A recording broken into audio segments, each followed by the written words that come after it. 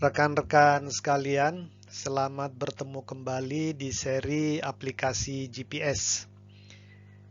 Kali ini kita akan membahas aplikasi GPS untuk perhubungan darat. Setelah sebelumnya kita membahas aplikasi GPS untuk sektor pertanahan atau kadaster ya. Nah, kenapa kita pilih sektor perhubungan darat saat ini? Karena kalau kita lihat dari pangsa pasar aplikasi, sebenarnya sektor perhubungan darat ini sektor yang cukup besar ya pangsanya ya. Tidak jauh berbeda dengan pangsa pelayanan berbasis lokasi atau LPS atau LBS ya. LBS ini Location Based Services memang yang paling besar lah ya. Saat ini pangsa pasar GPS ataupun GNSS secara umum ya, apakah itu GLONASS, Galileo, Beidou ya. Location based services ini pelayanan berbasis lokasi seperti yang sehari-hari kita lihat lah ya, misalnya untuk keperluan GoFood, Gojek, Grab ya, pengantaran barang dan seterusnya ya, atau jasa-jasa lainnya. Meskipun memang untuk aplikasi LBS ini kan sebenarnya tuntutan penentuan posisi dari GNSS yang diperlukan sebenarnya cukup sederhana, yaitu hanya penentuan posisi secara absolut ya, navigasi, ketelitian cukup beberapa meter saja, tapi karena memang penggunanya banyak, pangsanya menjadi besar ya. Nah, setelah LBS yang cukup besar juga adalah sektor perhubungan darat ya. Kalau di sini dinamakan road saja ya. Perhubungan darat ini mendekatilah dengan LBS ya. Dan perhubungan darat ini memang aplikasi untuk navigasi ya, pemanduan atau guidance, kemudian pemantauan atau monitoring, penjejakan tracking dari berbagai wahana darat ya, pergerakannya ya, seperti motor, mobil, truk, bahkan kereta api ya. Ini semua bisa dipantau pergerakannya, posisinya dari waktu ke waktu, seandainya wahana-wahana darat tersebut memang dilengkapi dengan sistem GPS atau GNSS secara umum ya.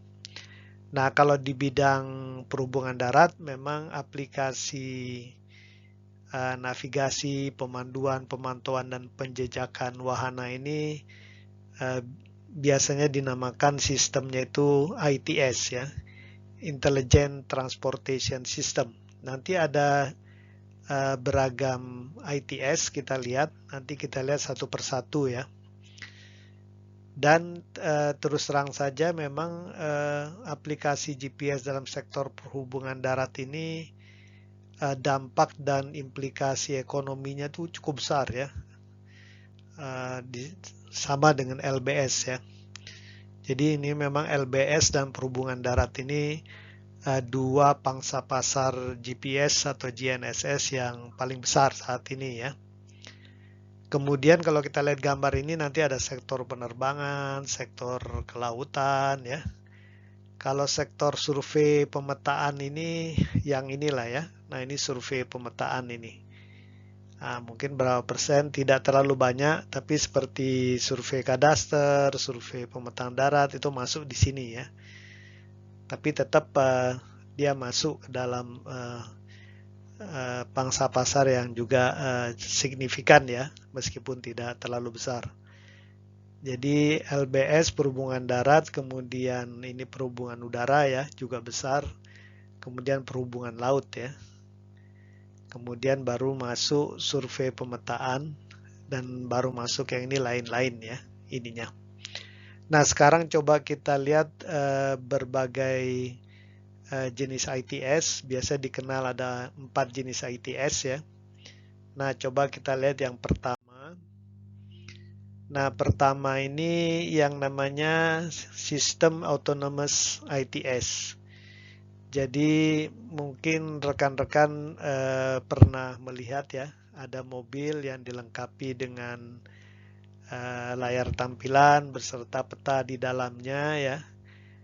Kemudian di atas kap mobil, misalnya dalam contoh ini mobil polisi, ada GPS receiver, kemudian tentunya pergerakan kendaraan dari waktu ke waktu ditampilkan di peta digital ini ya. Samalah seperti kalau kita pakai handphone ya, pakai Google Map. Nah, sebenarnya ini versi lainnya dari itu ya, karena ini memang sudah attach ke dashboard mobil ya. Jadi sistem ini memang bersifat berdiri sendiri, mandiri, jadi berbasiskan pada penentuan posisi absolut ya dengan GPS menggunakan data pseudorange biasanya ya. Ketelitiannya ya sekitar 3 meter lah, tapi sudah cukup ya untuk keperluan navigasi kendaraan di jalan raya. Jadi biasanya memang tidak ada sinyal dari luar lah ya untuk penentuan posisi. Biasanya hanya menggunakan GPS ya. Kemudian sistem peta elektronik sudah ada di dalam kendaraan. Bisa saja dari beragam sumber peta ya, bisa Google Map, bisa OpenStreetMap ya. Tergantung biasanya kepada sistem ownernya lah ya. Kemudian tidak ada pusat kontrol, jadi ini untuk keperluan pengemudi saja ya, dan juga tidak ada jalur komunikasi ya. Nah, dalam hal ini pergerakan dan manuver kendaraan akan lebih lincah ya, karena biasanya juga sistem sendiri dia bisa memberikan suggestion ya. Misalnya untuk mencapai tujuan tertentu, rute yang paling cepat itu lewat mana dan seterusnya ya. Jadi ini sebenarnya yang banyak kita gunakan ya. Kalau dalam level personal kita sering menggunakan handphone kita ya, dengan Google Map, dengan GPS yang ada di handphone ya. Itu sebenarnya mirip ya. Itu juga sistem autonomous untuk navigation ya, navigation personal kita ya. Dan di sini kendaraannya bisa diganti macam-macam ya, bisa patroli polisi, bisa untuk kereta api, masinis ya. Kemudian bisa bahkan kalau di untuk wahana laut sebenarnya juga bisa ya, untuk kapal dan seterusnya ya. Untuk mobil jelas ya, untuk truk dan seterusnya ya. Jadi ini versi dari sistem autonomous ITS dan GPS atau GNSS yang lainnya digunakan untuk penentuan posisi dari waktu ke waktu ya. Nah, sistem ITS yang berikutnya yang namanya Fleet Management ITS. Jadi memang ini tujuannya adalah untuk melayani armada kendaraan ya, untuk memantau pergerakannya ya, untuk tracking dan seterusnya ya. Dan biasanya sensor-sensor penentuan posisi ini ditempatkan di kendaraan-kendaraan yang akan dilayani ya. Sedangkan sistem peta digitalnya ada di pusat kontrol, pusat pengendali dari kendaraan tersebut ya. Apakah dia armada ambulans atau armada taksi ya, armada mobil polisi ya, atau armada kereta api ya. Dan biasanya nanti ada komunikasi satu atau dua arah dengan pusat kontrol ya. Dan juga armada kendaraan secara otomatis biasanya mengirimkan posisinya ke pusat kontrol. Jadi pusat kontrol ini mengetahui pergerakan semua armada kendaraan yang dilayaninya ya. Jadi pusat kontrol ini memantau di mana saja kendaraan ini bergeraknya kemana, dan kemudian kalau ada apa-apa bisa memandu ya, memandu misalnya kalau terjadi kemacetan atau kecelakaan di suatu ruas jalan, dia bisa memandu armadanya, misalnya untuk tidak lewat di jalan yang sedang terjadi sesuatu yang tidak baik atau apalah ya. Kemudian kalau untuk kereta api tentunya bisa digunakan untuk controlling ya. Kalau misalnya relnya ini belum ganda, kemudian kereta apinya banyak, kan bisa untuk memantau apakah kereta api ini berada dalam posisi yang berbahaya ya. Kemudian bisa mengkontak salah satu untuk berhenti atau bagaimana ya di stasiun-stasiun terdekat ya. Jadi ini fleet management ini banyak digunakan ya. Bahkan ini juga sebenarnya prinsip ini bisa digunakan untuk misalnya di pelabuhan ya misalnya ya. Nanti kita lihat ya.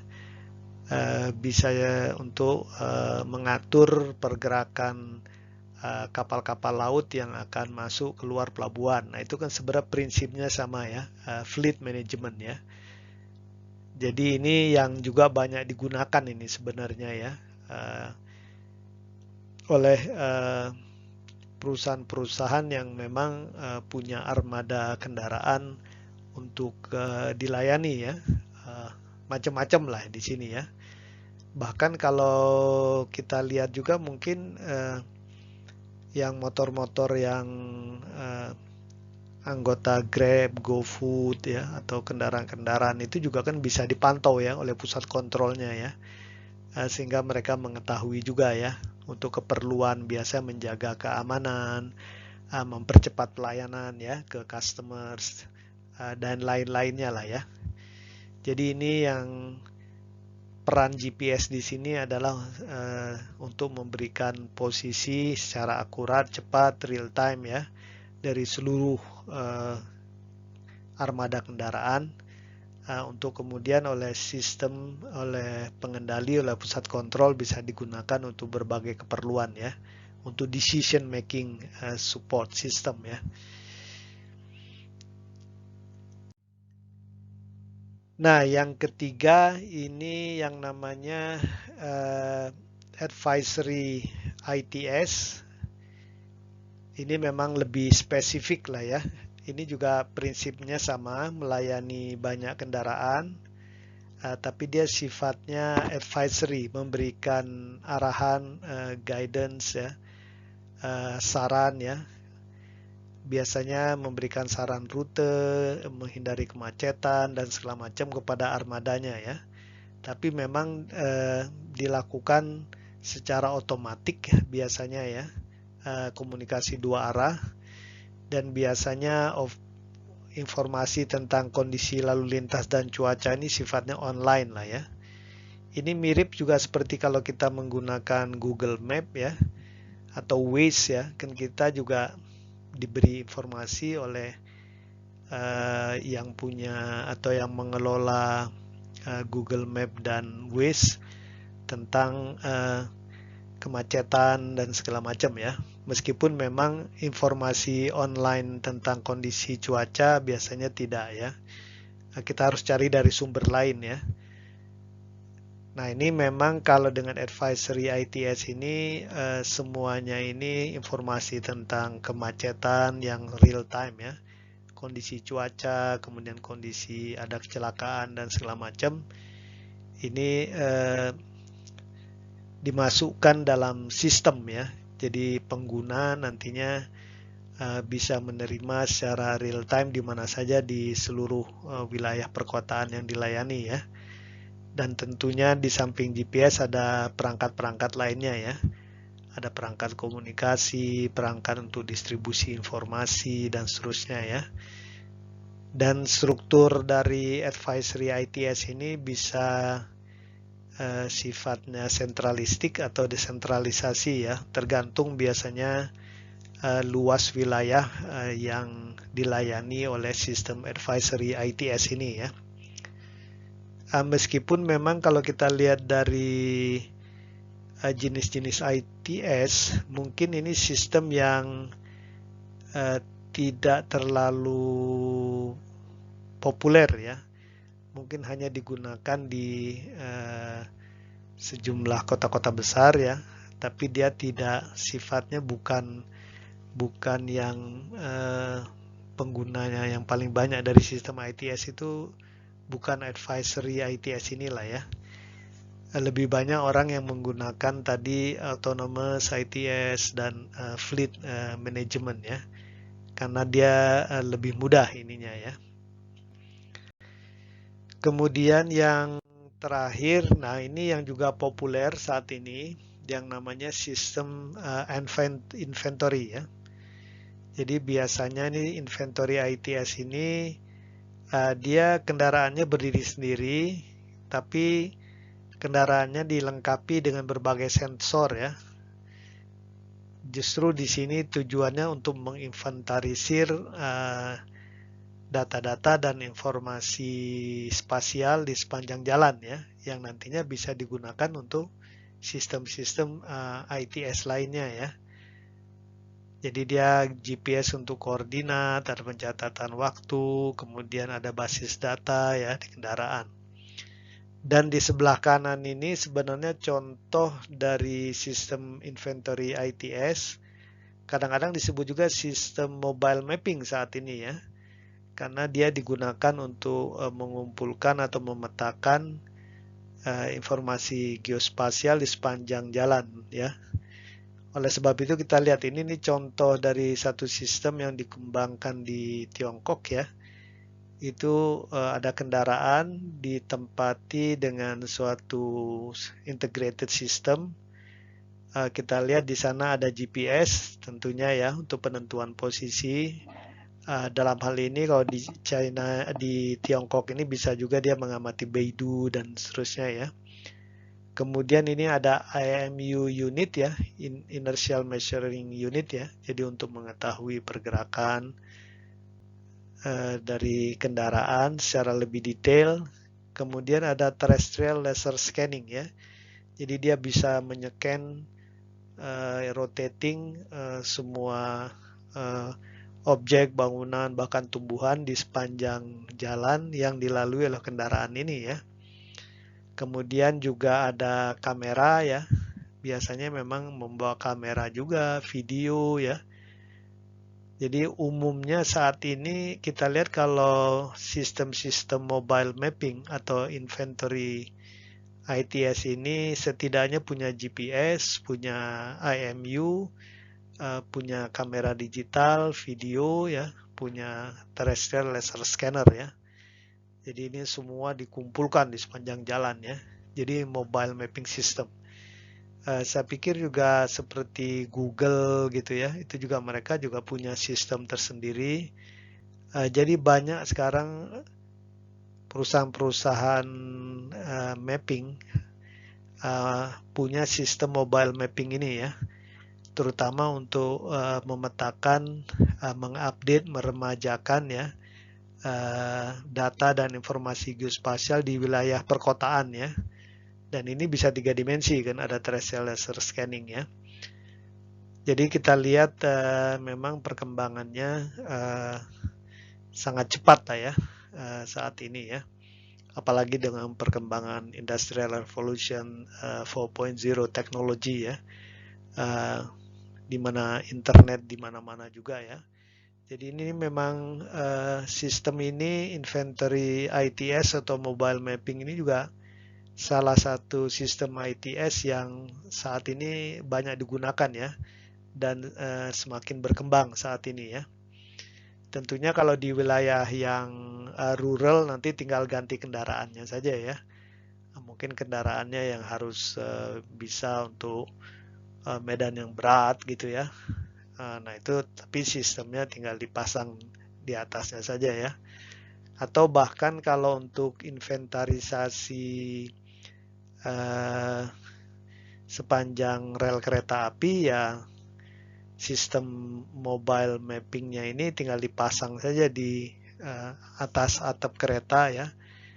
Itu bisa memetakan sepanjang jalur kereta api ya. Jadi ini menarik sebenarnya ya. Sebenarnya banyak lagi aplikasi-aplikasi yang di bidang perhubungan darat ya. Tapi rekan-rekan mungkin sudah bisa mendapatkan gambarannya dari mulai sistem autonomous, kemudian fleet management, advisory, dan inventory ITS ya. Kemudian tinggal pengembangannya saja ya yang bisa dilakukan ya. Dan itu sekarang semakin mudah lah ya karena perkembangan teknologi dan sistem ya. Apalagi komunikasi data juga berkembang cepat ya. Jadi itu saja kira-kira penjelasan singkat dari saya tentang manfaat GPS dalam sektor perhubungan darat. Semoga dapat bermanfaat untuk rekan-rekan sekalian. Terima kasih. Wassalamualaikum warahmatullahi wabarakatuh.